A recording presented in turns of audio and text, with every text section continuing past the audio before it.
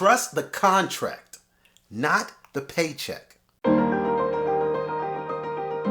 Grace and peace, everybody. Welcome to Sabbath School Study Group. I'm Chris Bailey. This is part 5. Last part of this 5-part series, the rewards of faithfulness. Today, as we finish things up, we want to remember to put our trust on the contract. Put our trust in the contract, not the paycheck. A lot of what we have been talking about and what the Bible gives us in terms of our reward, the bulk of this is on the other side.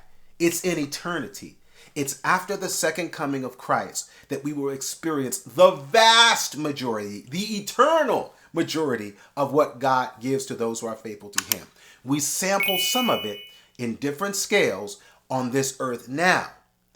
So this is why it's very important when it comes to realizing our expectation that we put our trust in the contract and not the paycheck. What do we mean by that? Well, Hebrews 11:6 says, without faith, it's impossible to please Him. For he that cometh to God must believe that He is, and that He is a rewarder of them that diligently seek Him. Notice what it says. They are putting their trust, the faithful, we put our trust in who God is and in what God says, not in what we see. So think of it like a paycheck versus a contract. You know how when you're in a lot of jobs, you've applied, whether it was resume, application, whatever, and then you're hired. Very few jobs are worked and then paid on day one. Very few. Where you are paid even before you begin work. You may call it a signing bonus.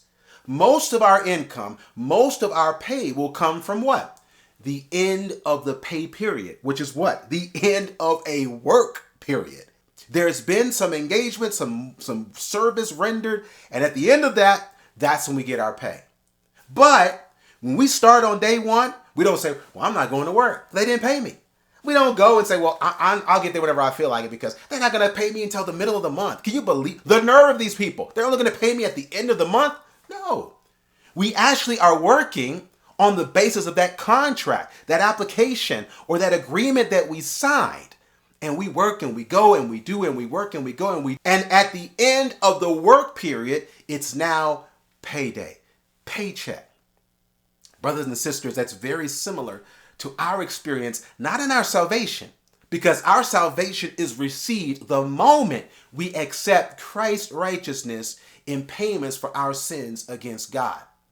But when it comes to the reward, when it comes to the everlasting reward, that's where we've got to trust the contract, the promises of God, the words, not the works in their fullness yet. Because in Revelation chapter 22 and verse number 12, He says to us, behold, Jesus says, behold, I come quickly and my reward is with me to give every man according as his work shall be. What's being said here is that I'm coming and my reward is with me. That's really saying, that's implying that I haven't really given you all of my reward yet. I'm bringing that with me. Right now, you're sampling. You're getting pieces. But in whole and in fullness, that's not till I come. So we as believers today, we do what we do. We trust God. We try to walk in faithfulness to Him. We do the work He's called us to do, really on the basis of a contract. We're not home yet, but home is coming. Home is very near. Not only is it near, look at the way that it's said here in Isaiah chapter 62. Isaiah 62:11 says, behold, the Lord hath proclaimed unto the end of the world, say ye to the daughter of Zion, behold. Again, He's saying that word, behold, thy salvation cometh. Behold, His reward is with Him and His work before Him. All right, let's get to the blessing and the bonus and then we're out. Here in Isaiah, it's saying salvation is coming. Salvation is coming.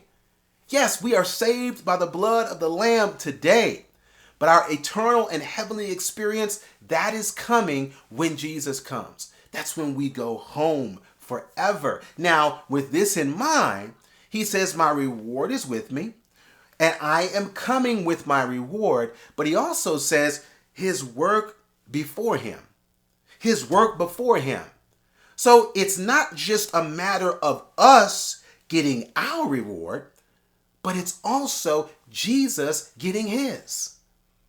And by extension, it's the Father getting his. Because remember, God gave us his Son for the sake of getting all humanity. And so it's at that time that they realize their reward. They get the benefit of what they sacrificed for. That's you and that's me. His work is before him. And that work that's before him is all of us full, all of us complete, all of us perfected, both inside and out by the work of God, by the operation of God. His Spirit now abiding in us, working in us daily, sanctifying us. But also at the moment that he returns, all the outside, that's all changed. See, get that. The inside, that's being changed now. The outside, that gets changed when we come. Either way, two distinct parts of change, but please remember where they take place. Because some of us got it backwards. We're trying to fix all of this now and then hope we get up there. Well, you fix all this. No. That's not the way it works. He's getting all of this right today. And all the rest of this stuff, he'll make it perfect when he comes back. In the meantime, make use of it. In the meantime, take care of it the best you can. But that won't be perfect until we get home. But this heart, this faith, this hope, that's being perfected now, brothers and sisters, if we believe. And one of the truths, and these truths that we've looked in this whole series, all of them together are the encouragement for us to do the only thing we really can do in this process, is to believe, is to trust, is to surrender.